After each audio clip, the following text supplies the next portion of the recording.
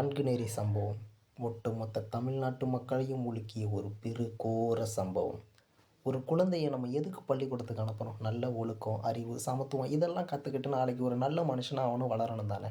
ஆனா நான்குநேரியில நடந்த சம்பவம் தமிழ்நாட்டோட ஒட்டுமொத்த மக்களோட மனசாட்சியும் உலுக்கியிருக்கு.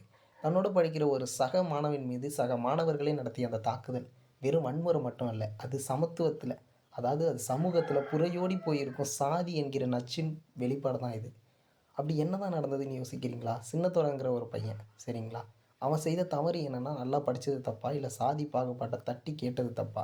ஒரு 17 வயசு சின்ன பையனுக்கு தான் கூட படிக்கிற பையன அருவாளால வெட்டணும்னு எங்கேருந்து வந்தது?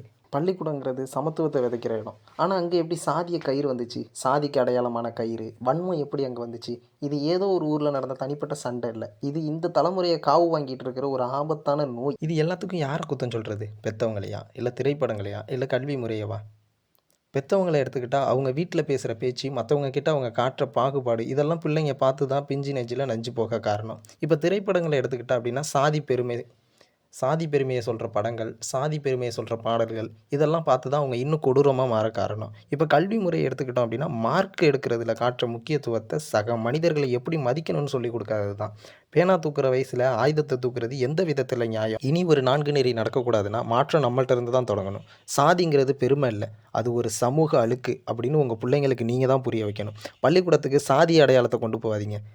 எல்லாருமே இந்த நாட்டோட மன்னர்கள் தான் பாட புத்தகத்துல இருந்தா மட்டும் பத்தாது. அது ஒரு ஒரு மாணவர்களின் மனசுலயும், ரத்தத்திலயும் ஊறணும். சரிங்களா? 4 நெறி சம்பவம் நம்ம எல்லோருக்கும் ஒரு எச்சரிக்கை மணி தான். இப்பவும் நம்ம புரிஞ்சுக்கல அப்படின்னா, நம்மளோட எதிர்கால சந்ததி எல்லாருமே சாதிங்கிற இருட்டுல முழுகி போய் தான் இருப்பாங்க. சாதியை ஒழிப்போம், சமத்துவம் காப்போம். மேலும் இது போன்ற உண்மையான தகவலுக்கு அறிவோம் ஆயிரம் சேனலுடன் இணைந்திருங்கள். நன்றி, வணக்கம்.